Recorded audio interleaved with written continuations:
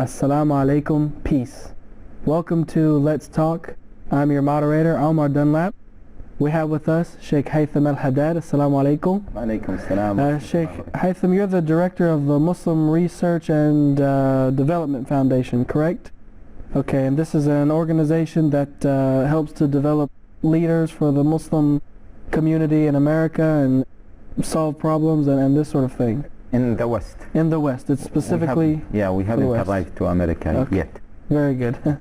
Well, welcome to our show. And I would like also to welcome our beautiful audience. Assalamu alaikum. And now I'm going to turn it over to you, Sheikh Haitham, to give a 10-minute reflection for our viewers. بسم الله الرحمن الرحيم الحمد لله رب العالمين والصلاة والسلام على نبينا محمد وعلى آله وصحبه أجمعين. The title of this episode is Islam and Activism, Islam and Being Lazy. From an Islamic perspective, Islam is a dynamic religion. Islam is a religion of active people. Islam is a religion or is a way of life that encourages every single one to take part in the society. Now, let us talk about the philosophical background just quickly. You can say from a philosophical or ideological background why Islam is encouraging everyone to be active. Because this dunya, Allah Jalla wa Ala created this life as a test. And the more we are active in this dunya, for the sake of Allah Jalla wa Ala, the more we get a reward in the hereafter, and the more we get a better position in the hereafter. Many people are talking about motivations, and when they talk about motivations, they produce several ideas and several theories.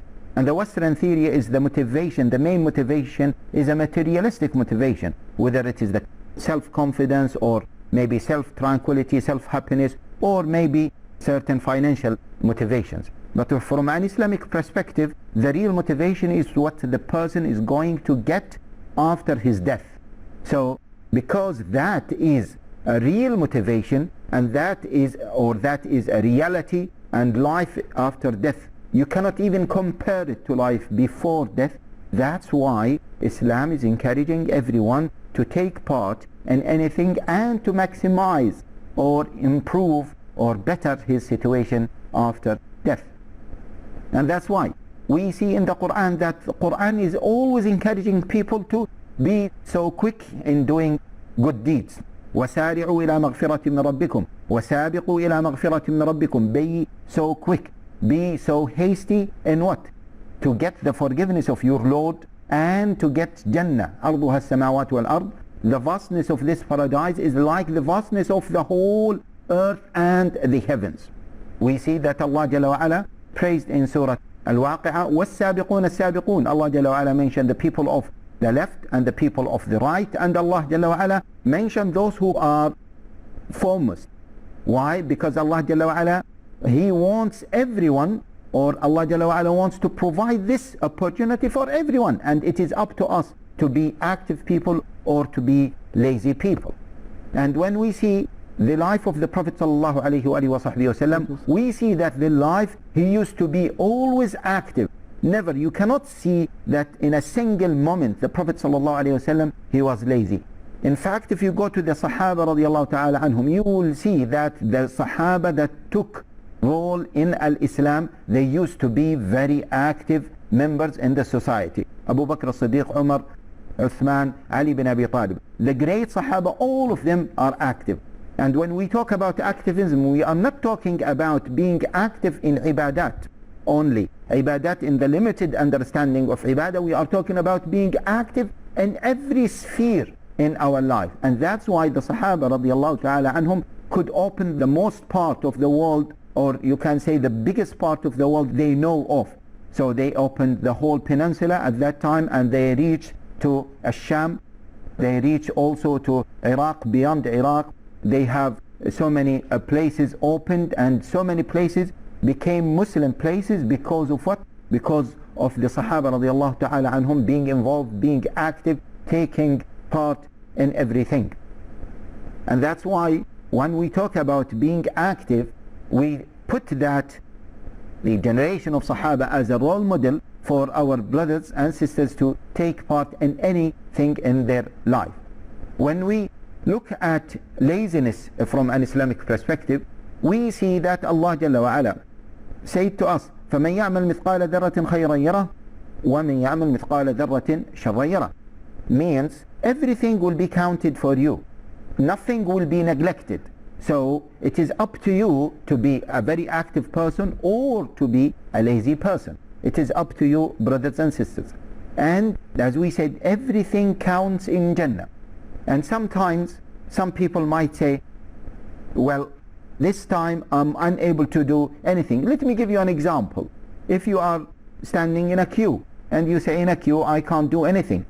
The beauty of Islam is that it gives you an opportunity to utilize every single minute, every single second in your life, and there is no time for you to be lazy or to be an inactive person.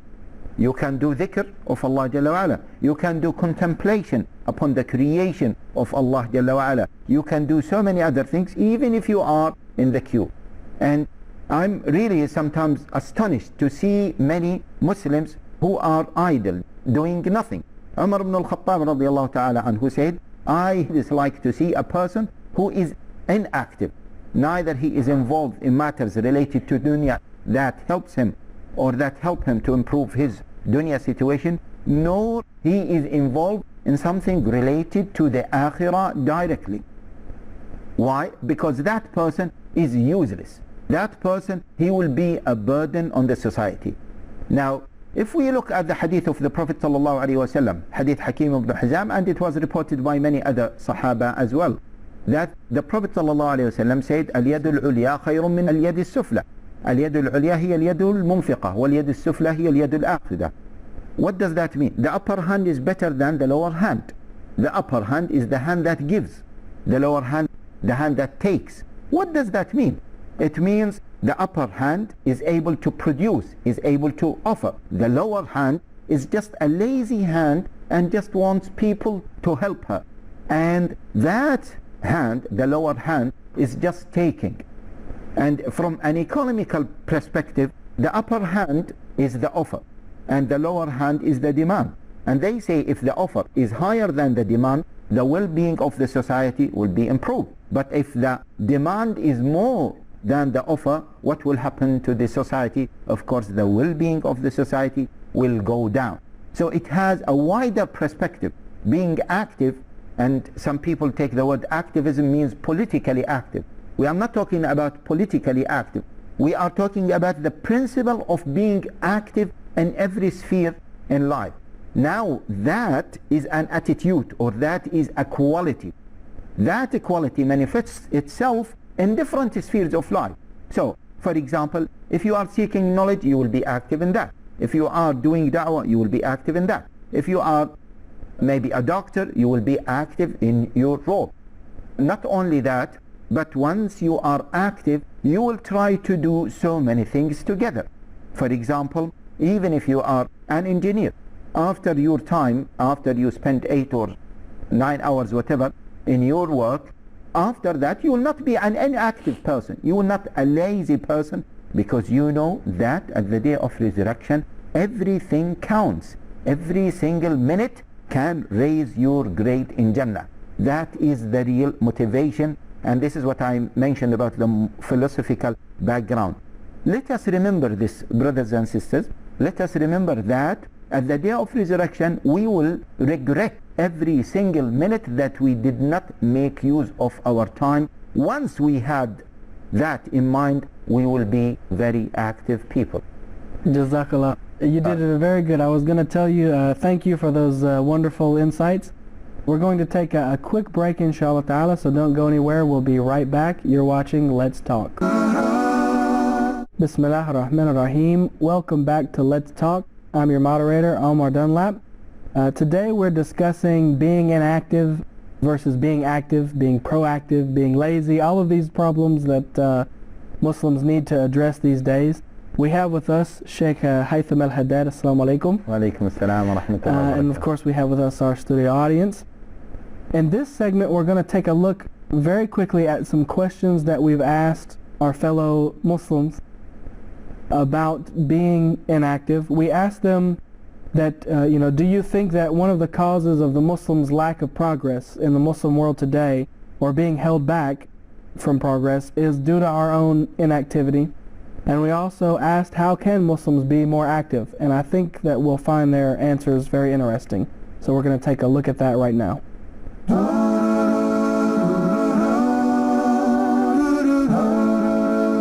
Our backwardness is owing to our inactivity. We are not effective in whatever we are doing. We neglect working hard for the future.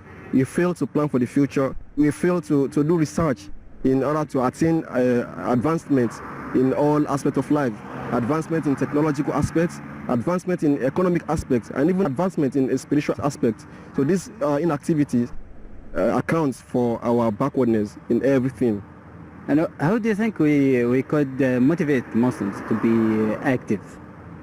To motivate Muslims to be active, first we have to tell Muslims, we have to remind Muslims of the exemplary role played by our predecessors. I mean, the Sahaba of the Prophets. The Prophet is a role model, is a perfect role model which we have to emulate. So وَلَقَدْ كَانَ لَكُمْ فِي رَسُولِ اللَّهِ خُسْوَةٌ حَسَنَةٌ. So the Prophet, exemplary leader that has all attributes of excellence. Also the companions of the Prophet, the Khulafa Rashidin, the rightly guided caliphs. So they are there for us to emulate. So the Islamic history is full of figures of men who are able and have contributed a lot to the advancement of Islam in the past. So we Muslims today and present have to emulate them, and by this we can achieve success. Sure, our inactivity has a great effect on our progress. We didn't. If Muslims do his best in his field, he will be progress and successful in every field. Mm-hmm. And how do you think we could make Muslim more active? As I said, if Muslim do his best in his field, the student should study and the worker should do his best in his work. Everyone will be successful. That make our country develop and be in progress. Sure, inactivity is the main cause of being held from progress. If Muslims are inactive, they won't make their work in an efficient way, so they will held back from progress. Yes, and I think most of it, the Muslims are not working hard, and then the Muslims are not punctual. One of the most important things that many Muslims lack is punctuality. So I think we should be punctual as being a Muslim.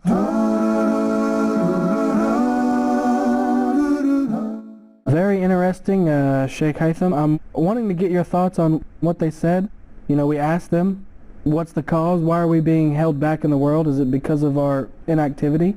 And, we got everything from failure to plan, failure to do research, not doing the best in our particular fields, not being punctual, not working hard. What do you think about that? Yeah, Bismillah ar-Rahman ar-Rahim.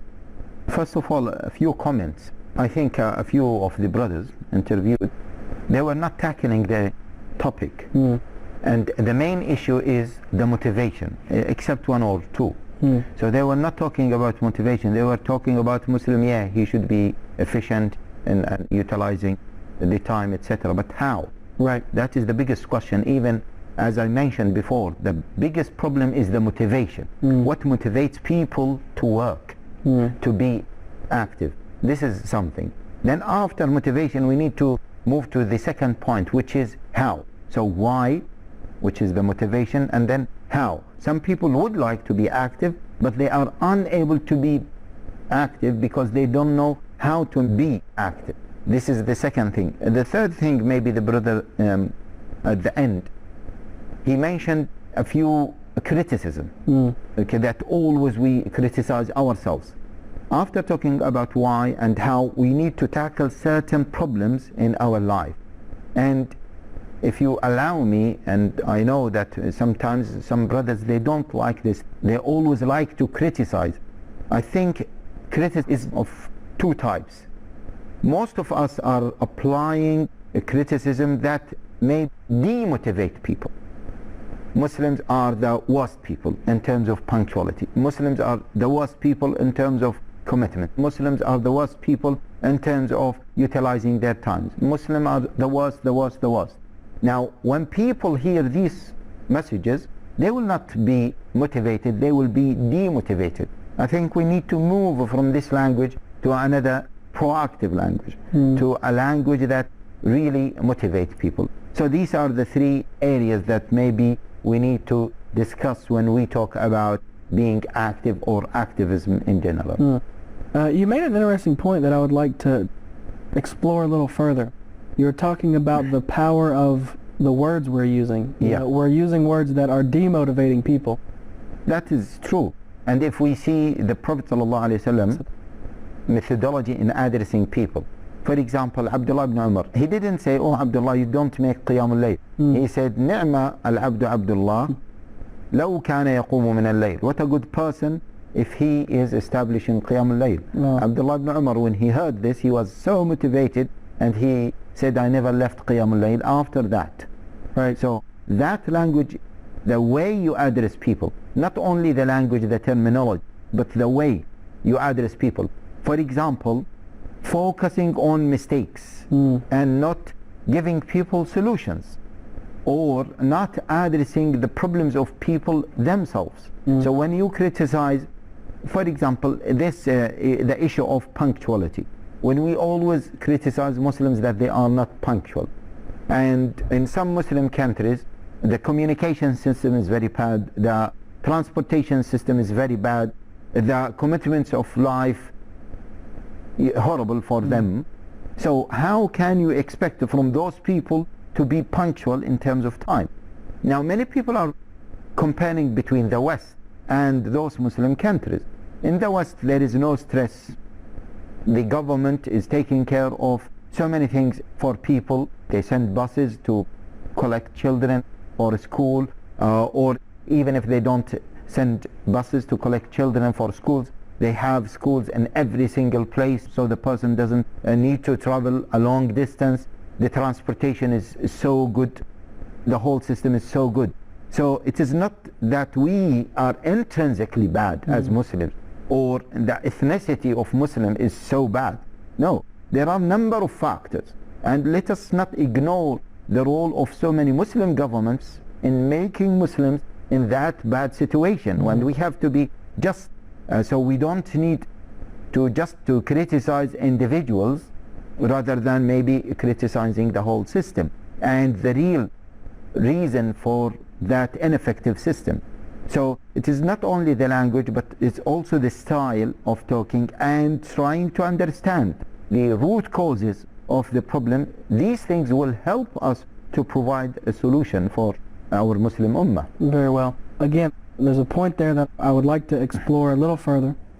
You were saying that it's a whole system, and of course I think anyone in their right mind would agree with that. But keeping that in mind, where does personal accountability come into play? I mean, where do we draw that line and say, I need to do something, you know? Yes, that is important. That is important. But my point is that we need to understand the whole problem, rather than blaming individuals or blaming systems or blaming governments. We need to understand the whole problem in order to be able to provide solutions. Once we understand it like this, then we can provide solutions even for individuals, and we can tell people, you as an individual, you have to take your part and you have to do it in a very effective way. And see, this links to the issue of motivation, and always we ignore the real motivation that can motivate people. From an Islamic perspective, the real motivation is the akhirah, what the person is going to get in the akhirah. And that's why we always see that the Quran, the Sunnah is talking about the akhirah. The Prophet ﷺ, whenever he says something, he would tell us about the reward in the akhirah. Whenever he is warning us against something, he is not warning against that because of the dunya. Of course, we are not talking about this now, but I'm talking about the motivation. We have to have the right motivation, and once we have that right motivation, even the individuals, they will feel the responsibility as individuals. They are not looking for someone whom they can blame or they can hang their shortcomings on. that also helps in finding a solution for the laziness of some Muslims suffering from. And also this will help those Muslims who would like to be active to be active. This will also help Muslims not to be diluted in the society, and if the society is an inactive society, the individuals will say, oh, what can we do? This is your point, because the individuals might say everyone is active. If I come early, I will not see anyone in the office, so let me come late. You know, as they said, there was a story of an imam. He gave a sermon to the people to give sadaqah, and at that time he asked them, they were running out of water, and so he said every single one should bring some water and put it in the big container for us to make wudu. So he said, can you do that? So everyone, when he went back, he said, listen, I am only an individual. If I don't do it, for sure the rest of the people in the masjid, they will do it. So I'm going to bring this little amount. It will not make any big difference. So because others will do it. Right. So in the morning, they checked nothing in the container, because every single individual thought of the same thing. So every single individual was inactive, so the whole society was inactive. And then he told them, no, please, you should not think like this. Everyone should do his job irrespective of the others. Then the second day the container was full. That is also a solution for the inactivity that some individuals are suffering from. Right. Well, that's all the time we have for today.